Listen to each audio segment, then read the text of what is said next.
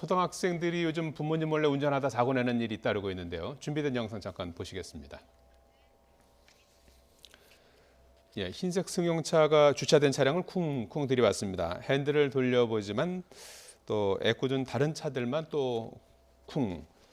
예, 한 남성이 제지하려고 다가가자 멈추긴커녕 달아나면서 또다시 다른 차량과 또 부딪힙니다.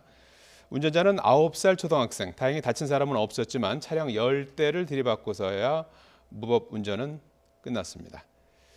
자, 여기 지하 주차장은 그나마 차량이 주차돼 있었지만 더 아찔했던 것은 무려 50분 동안 차를 몰았다고요. 네, 그렇습니다. 그 대전에서 9살 초등학생 예. 아이가 그 운전자였습니다. 50분 동안 차를 몰았는데 이것이 무려 7km나 됐습니다. 그래서 집에서 지하 주차장에서 이제 그 출발을 해서 인근에 있는 그 대형 마트를 거쳐서 또 그 구청의 또 지하 주차장까지 가고 결국 다 출발했던 원래 그 아파트 지하 주차장에 왔습니다. 그런데 그 어머니가 그 신고를 했을 때는 이미 이와 같은 일련의 운전을 다 종료하고 이미 그 지하 주차장에 돌아온 9시쯤이었던 것이죠. 예. 그러니까 엄마는 자동차 키가 없어졌는지, 자동차가 떠났는지, 아이가 없었는지를 1시간 동안 이제 모르고 있었고 신고를 그 했을 때는 이미 그 아이가 지금 1년에 7km의 주행을 완료하고 지하 주차장에 다시 돌아온 이런 상태였습니다. 그래서 경찰이 지하 주차장에서 이제 그 아이를 이렇게 그 찾았는데요. 예. 그 아이가 이제 다른 행인에서 왜 그러냐라고 했을 때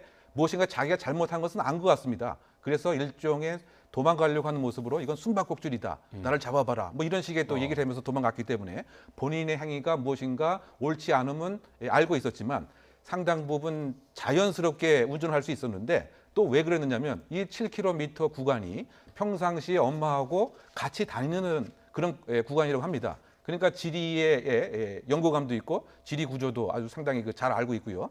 더 흥미로운 것은 다 신호를 또 지켰다고 합니다. 심지어 그 깜빡이까지 그렇게 켜고 말이죠. 그래서 많은 10대 이상의 그 차에 소위 말해서 충돌 등은 있었지만 사람은 다치지 않았던 것도 상당히 좀 불행 중 다행이 아닌가 생각됩니다. 예, 이게 뭐 현실과 뭐 가상의 어떤 그 게임을 뭐 저 분간을 못해서 그렇죠. 발생한 사건인가요? 이게 이제 인터넷으로 하는 그 자동차 운전 게임 앱이 있는데 아마 예. 그것을 통해서 하다가 자신감이 생겨서 나도 할 수 있겠다라고 생각해서 예. 이걸 한 것 같은데요. 사실 초등학생 같은 경우는 키가 작기 때문에 원래 이렇게 브레이크나 가속 페달 밟는 것이 그렇게까지 쉽진 않았을 텐데 요즘 아이들이 이제 체격이 커지고 성장이 좀 좋다 보니까 저런 식의 운전도 가능해진 것 같습니다. 근데 문제는 컴퓨터 게임 같은 걸 통해서 배우게 되면 아이들이 속도라고 하는 것에 상당히 집착을 하게 되고 또 자기가 막 카 레이서처럼 그렇게 좀 거칠게 운전하는 것에 대해서 뭐 이렇게 무뎌진다는 거죠. 감성 자체가. 그래서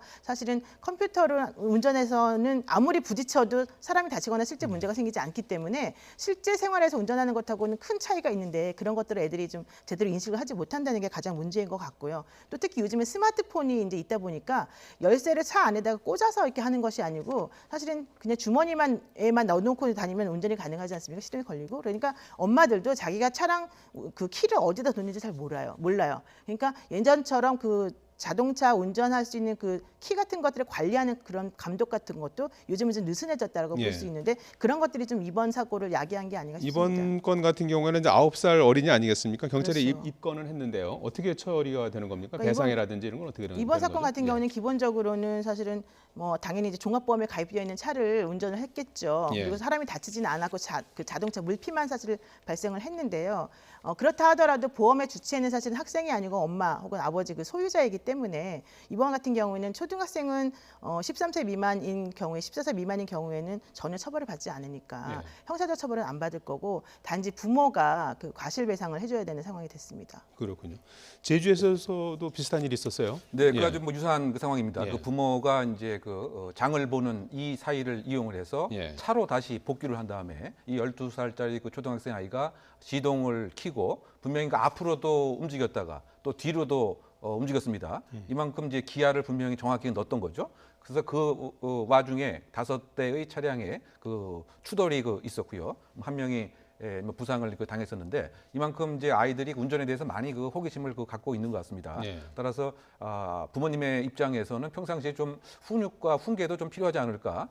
네가 이제 일정 나이가 되게 되면은 차를 운전할 수 있다. 그리고 이것에 대해서 불필요한 감정과 관심을 갖지 말아라라고 하는 좀 이와 같은 적극적인 밀착, 양육, 훈육 뭐 이것이 좀 필요하지 않는가 그 생각이 되고요. 예. 그리고 게임 같은 것도 요즘은 차량 운전하는 거하고 아주 흡사하게 돼 있어서 게임 자체가 예를 들면 시동을 넣고 그다음에 깜빡이도 끄고 신호도 지키고 그다음에 핸들로 돌리고 뭐 이렇게 되다 보니까 이것을 내가 한 번은 꼭 해봐야지. 이래서 그 틈을 노려서 이제 운전을 하는 이런 그 사례가 있습니다. 그래서 결국은 부모님이 얼만큼 밀착 감독 감시가 이제 중요하냐라고 하는 중요한 사례가 되지 않나 생각됩니다. 예, 최근에는 지하철역에서 여성을 대상으로 불법 촬영을 한 10명이 적발됐는데 그 가운데 13세 초등학생도 포함되어 있었어요. 각종 이런 그 사고에 초등학생들이 많이 등장하고 있는데 어떻습니까? 처벌 수위를 좀 더 연령대를 낮춰야 되는 건가요? 그래서 사실은 그 만 14세 형사처벌 가능한 나이를 좀 낮춰야 되는 게 아니냐라는 얘기도 나오고 있고요. 예. 또 촉법 소년이라고 불리우는 그 구간에 있는 아이들에 대해서도 좀 처벌을 강화해야 되는 게 아니냐